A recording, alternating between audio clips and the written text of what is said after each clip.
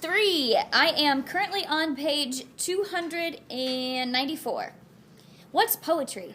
I've never heard the word before, but I like the sound of it. It sounds elegant and easy somehow, like a beautiful woman turning in a long dress. Alex lights the last candle. Now the trailer is filled with warm, flickering light. He joins me by the bookshelf and squats looking for something. He removes a book and stands, passes it to me for inspection. Famous love poetry. My stomach flips as I see that word, love, printed so brazenly on a book cover. Alex is watching me closely, so to cover up my discomfort, I open the book and scan the list of featured authors listed on the first few pages. Shakespeare? This name I do recognize from health class. The guy who wrote Romeo and Juliet, the cautionary tale? Alex snorts. It's not a cautionary tale, he says. It's a great love story. I think about the first day at the labs, the first time I ever saw Alex. It seems like a lifetime ago. I remember my mind churning out the word beautiful. I remember thinking something about sacrifice. They banned poetry years ago, right after they discovered a cure. He takes the book back from me and opens it. Would you like to hear a poem? I nod. He coughs, then clears his throat, and then squares his shoulders and rolls his neck like he's about to be let into a soccer game. Go on, I say, laughing. You're stalling. He clears his throat again and begins to read. Shall I compare thee to a summer's day? I close my eyes and listen. The feeling I had before of being surrounded by warmth swells and crests inside of me like a wave. Poetry isn't like any writing I've ever heard before. I don't understand all of it, just bits of images, sentences that appear half-finished, all fluttering together like brightly colored ribbons in the wind. It reminds me, I realize, of the music that struck me dumb nearly 2 months ago at the farmhouse. It has the same effect and makes me feel exhilarated and sad at the same time. Alex finishes reading. When I open my eyes, he's staring at me. What? I ask. The intensity of his gaze nearly knocks the breath out of me, as though he's staring into me. He doesn't answer me directly. He flips forward a few pages in the book, but he doesn't glance down at it. He keeps his eyes on me the whole time. You want to hear a different one? He doesn't wait for me to answer before beginning to recite. How do I love thee? Let me count the ways. There's that word again, love. My heart stops when he says it and then stutters into a frantic rhythm. I love thee to the depth and breadth and my height and my soul can reach. I know he's only speaking someone else's words, but they seem to come from him anyway. His eyes are dancing with light. In each of them I see a bright point of candlelight reflected. He takes a step forward and kisses my forehead softly. I love thee to the level of every day's most quiet need. It feels as though the floor is swinging, like I'm falling. Alex, I start to say, but the word gets tangled in my throat. He kisses each cheekbone, a delicious skimming kiss barely grazing my skin. I love thee freely. Alex, I say a little louder. My heart is beating so fast I'm afraid it will burst from my ribs. He pulls back and gives me a small, crooked smile. Elizabeth Barrett Browning, he says, then traces a finger over the bridge of my nose. You don't like it? The way he says it, so low and serious, still staring into my eyes, makes me feel as though he's actually asking something else. No, yes. I do, but... The truth is, I'm not sure what I mean. I can't think or speak clearly. A single world is swirling around inside me, a storm, a hurricane, and I have to squeeze my lips together to keep it from swelling up to my tongue and fighting its way out into the open. Love, love, love, love. A word I've never pronounced, not to anyone, a word I've never even really let myself think. You don't have to explain. Alex takes another step backward. Again, I have the sense, confusedly, that we're actually talking about something else. I've disappointed him somehow. Whatever has just passed between us, and something did, even if I'm not sure what or how or why, has made him sad. I can see it in his eyes, even though he's still smiling, and it makes me want to apologize or throw my arms around him and ask him to kiss me. But I'm still afraid to open my mouth, afraid that the word will come shooting out, and terrified about what comes afterward. Come here. Alex sets the book down and offers me his hand. I want to show you something. He leads me over to the bed, and again a wave of shyness overtakes me. I'm not sure what he expects, and when he sits down, I hang back, feeling self-conscious. It's okay, Lena, he says. As always, hearing him say my name relaxes me.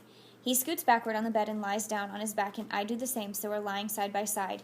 The bed is narrow. There's just enough room for the two of us. See, Alex says, tilting his chin upward. Above our heads, the stars flare and glitter and flash. Thousands and thousands of them, so many thousands they look like snowflakes whirling away into the inky dark. I can't help it. I gasp. I don't think I've ever seen so many stars in my life. The sky looks so close. Strung so taut above our heads, beyond the roofless trailer, it feels as though we're falling into it, as though we could just jump off the bed and the sky would catch us, hold us, bounce us like a trampoline. What do you think? Alex asks. I love it. The word pops out. Instantly, the weight on my chest dissipates. I love it, I say again, testing it.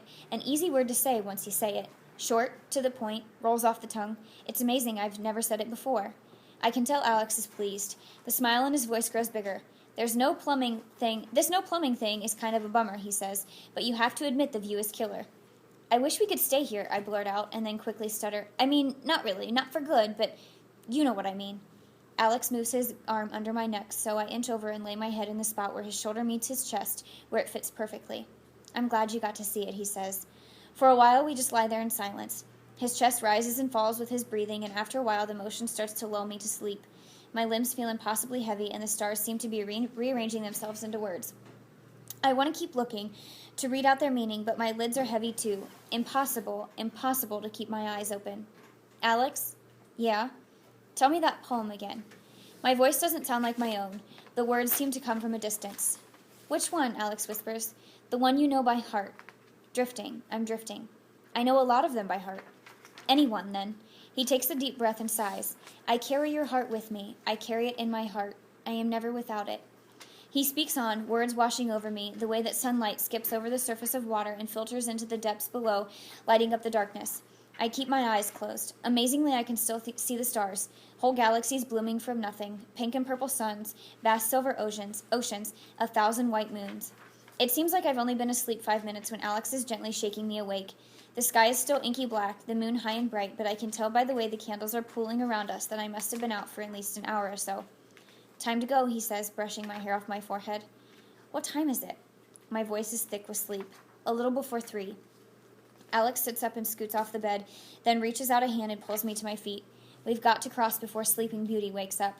Sleeping Beauty? I shake my head confusedly. Alex laughs softly. After poetry, he says, leaning down to kiss me. We move on to fairy tales.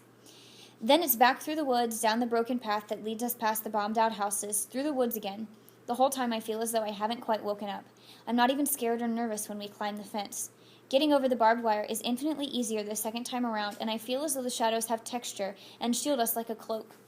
The guard at hut number 21 is still in the exact same position, head tilted back, feet on his desk, mouth open.